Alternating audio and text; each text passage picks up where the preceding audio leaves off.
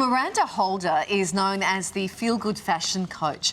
Based in the UK, the celebrity stylist, TV presenter and columnist has worked with recording artist Boy George, pop group Little Mix and actress Vanessa Williams. For more than a decade, Miranda has been providing her expert opinion across all platforms, but it's on TikTok she's found a dedicated following, that's for sure, where she unlocks the royal family's signature style secrets. And Miranda Holder joins us now live out of London. Welcome to the show. Hello there. Hi, Kylie. Hi, Larry. Thank you for having me. Nice to see you. Thank you for staying up so late for us. We've got to start with the Queen. Her Majesty was quite the fashion rebel, wasn't she?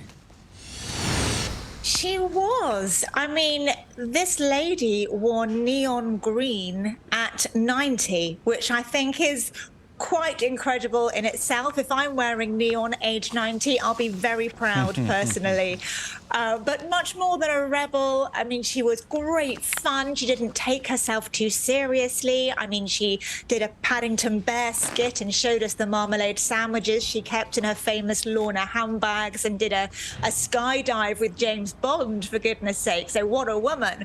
But in terms of her fashion legacy, the Queen is a fashion icon. Unwittingly, I don't think she ever set out to be so, but the style uniform that she developed, and she had over 7 decades to really hone this to perfection, was a masterclass in diplomatic dressing. She was always devoted to her nation, always utterly selfless in her approach to this, and would dress to make others feel special and comfortable by incorporating special symbols from visiting countries to special colours from perhaps flags, or even recently she wore Prince Philip's Edinburgh green in memorial of him at his funeral.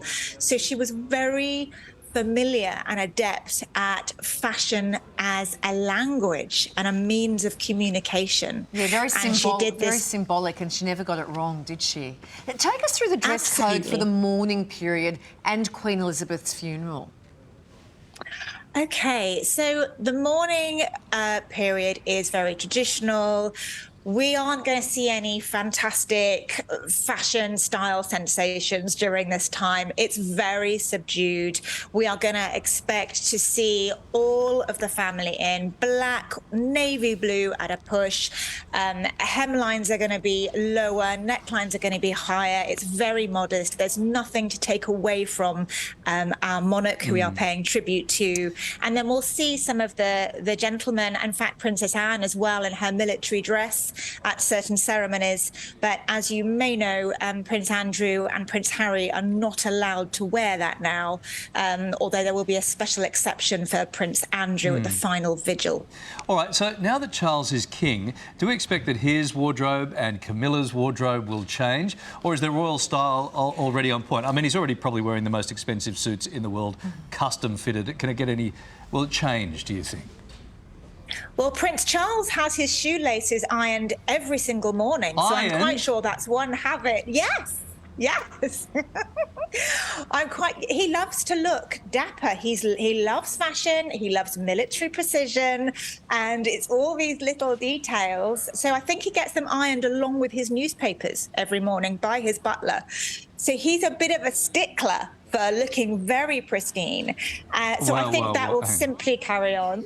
Like, I get the wardrobe team to iron my socks and underpants, but I've never considered for a moment... I'm going to now. Absolutely. That's going to be on the list now. Although they are Velcro, just for easy. Catherine has become the first Princess of Wales since Diana. She's long been admired for having impeccable style. Impeccable. What's the secret? How does she get it right all the time? She dresses for her figure. She knows what suits her.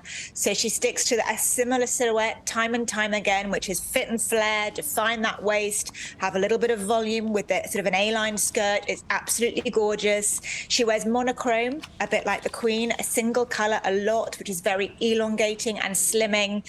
And she just knows how to build an outfit. And she has such an innate sense of style that all fashionistas in this country absolutely adore her and can't wait to see what she's going to wear next. Does she have a stylist, or does she do this herself? Yeah. She does have a stylist. She does. She has...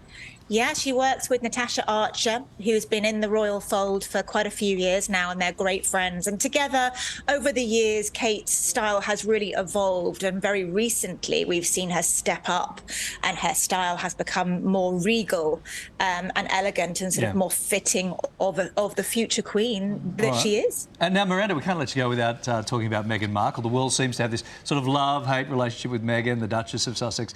When it comes to her wardrobe, where do you stand? There are elements of Meghan's wardrobe that are to be admired. She is a fan of neutrals and mixes and matches them effortlessly. She wears beautifully tailored separates, and she is a master at colour psychology. So you may have noticed she wears a lot of white at the moment. That is no mistake. She wishes to carry the symbolism of white, which is a colour of purity and innocence, in a bid to gain favour with both the royal family and the world. Let's face it, people's opinions are divided. So I think she gets a lot right, but I'd love to get my hands on her and style her myself, I can tell you. Yeah, I'd love to iron those shoelaces. Miranda, lovely to talk to you this morning. Fascinating chat. Thank you.